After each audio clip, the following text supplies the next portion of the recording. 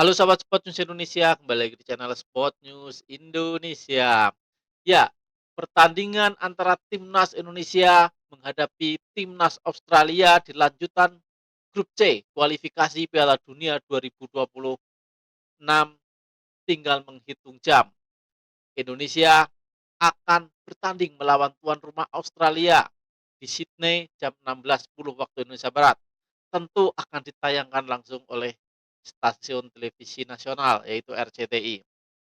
Nah, sebelum pertandingan ini kita sudah harap-harap cemas ya, apakah nanti semua pemain akan dalam kondisi fit.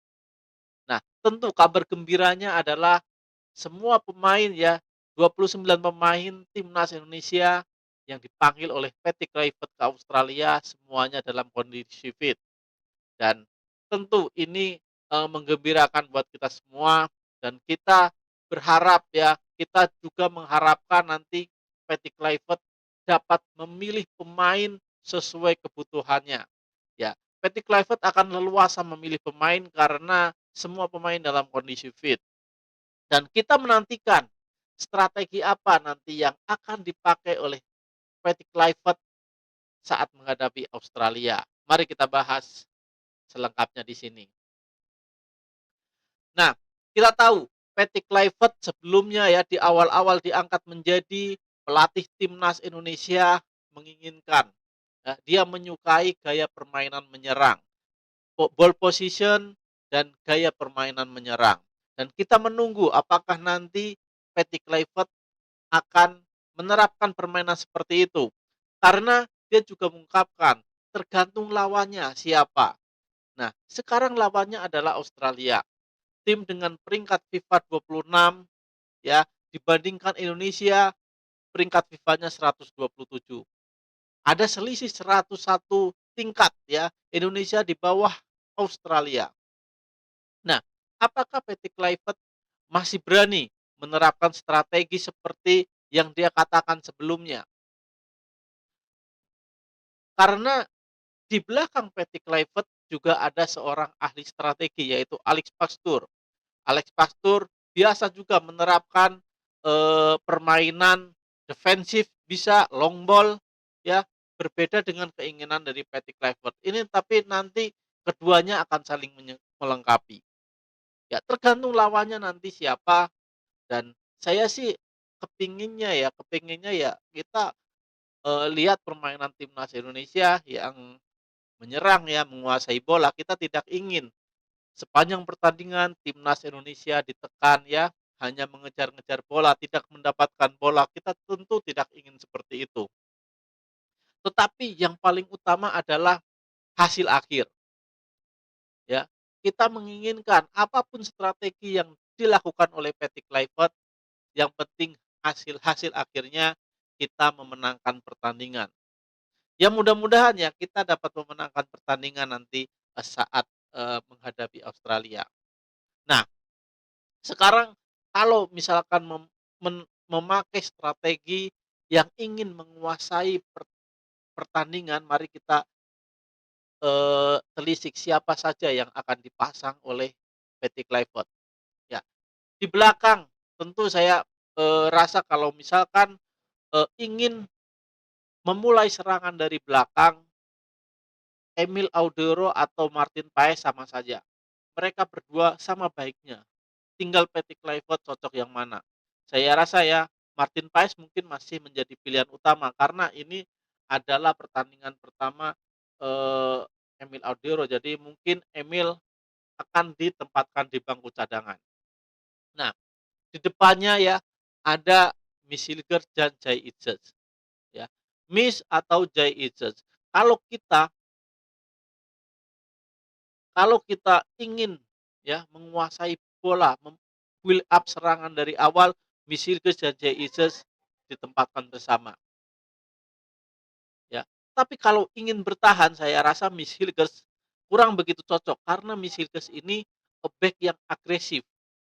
Dia ingin sekali membantu serangan ya, karena kebiasaan di klubnya juga ya, di FC20 Michilges sering naik ke depan.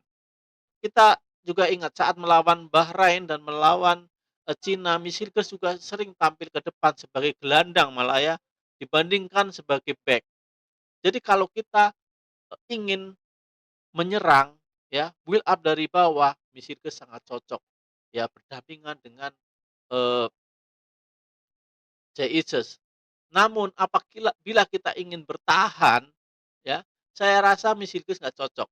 Mungkin Jesus dan Rizky Ridho yang akan dipakai di belakang, diapit oleh Calvin Verdong di kiri dan di kanan tentunya adalah Kevin Dix ya, Kevin Dix atau Sandy Walsh, tapi saya lebih condong ke Kevin Dix. Nah, 2 gelandang depan adalah Joe Pelupesi dan Tom Haye sebagai gelandang, bertahan dan ditambah Marcelino Ferdinand sebagai gelandang serang. Nah, ketiga pemain ini sangat cocok ya, mau itu kita bermain bertahan, mau itu kita bermain menyerang, tetap ketiga pemain ini saya rasa yang akan ditempatkan. Nah, di depannya ada Ole Romeni tentu menjadi ujung tombak ya, atau Ole Romeni itu nanti sebagai sayap kanan dan di sayap kiri ada Rafael Struijk dan di tengah Ramadhan Sananta atau Septian Bagaskara.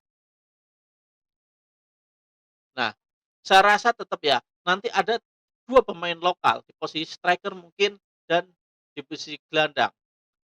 Untuk Ole Romeni ditempatkan sebagai sayap kanan, Rafael Struijk di sayap kiri, dan di ujung tombaknya adalah pemain striker lokal kita, ya. Jadi kita menggunakan formasi 4-3-3 atau fleksibel ke 4-5-1.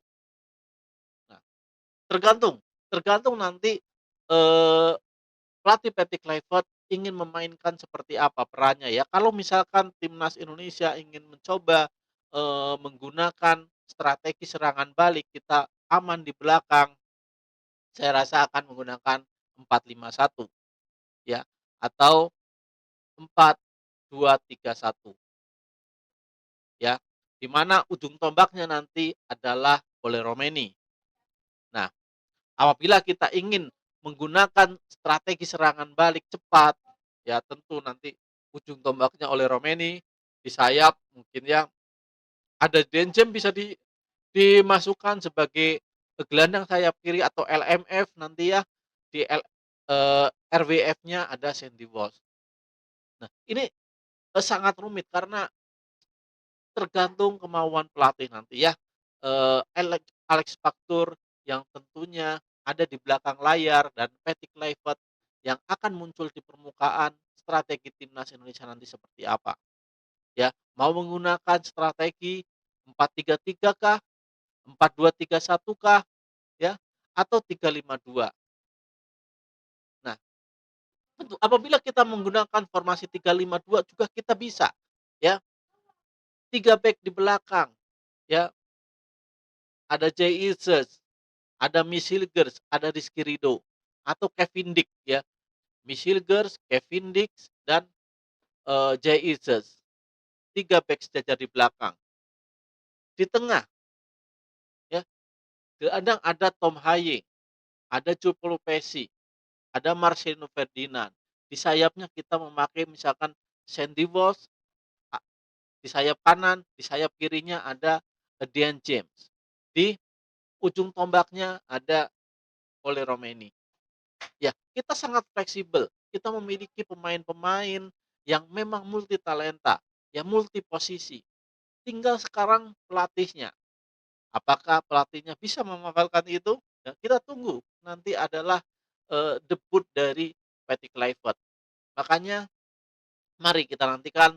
Saya sudah tidak sabar ya untuk menyaksikan pertandingan timnas Indonesia nanti jam 16.10 waktu Indonesia Barat. Ya mudah-mudahan mari kita doakan semua, mari kita memberikan doa yang terbaik buat, timnas kita yang akan bertanding di Australia nanti. Tentu karena harapan kita ya 280 juta penduduk Indonesia ada di pundak mereka. Bahkan kemarin Jay Itzes di sesi konferensi pers menyebutkan memang mereka memikul harapan dari, warga Indonesia yang jumlahnya lebih dari 280 juta. Dan untungnya ini bukan menjadi beban, tapi menjadi dukungan buat mereka. Mereka tidak merasa terbebani, tapi mereka merasa didukung oleh rakyat Indonesia. Dan mereka juga mengatakan, ya, JICES kemarin mengatakan kalau mereka berjuang demi bangsa Indonesia, demi keluarganya, dan demi mereka sendiri, ya. Ini sungguh-sungguh, hal yang patut kita apresiasi, ya, buat, seorang Jesus El Capitano Timnas Indonesia. Mudah-mudahan nanti hasilnya tidak mengecewakan kita semua. Kita berharap Indonesia akan memenangkan pertandingan, ya, ataupun, apabila hasilnya tidak seperti yang kita ekspektasikan, tetap kita harus mendukung timnas Indonesia, ya. Kita tidak boleh, menjatuhkan timnas kita sendiri, ya, apapun itu hasilnya, ya, kita tetap harus mendukung karena apapun hasilnya di Australia tetap kita masih mempunyai harapan untuk lolos ke Piala Dunia. Masih ada 3 lagi pertandingan nantinya melawan Bahrain, Cina, dan Jepang. Jadi mari kita doakan saja semoga timnas Indonesia memenangkan laga saat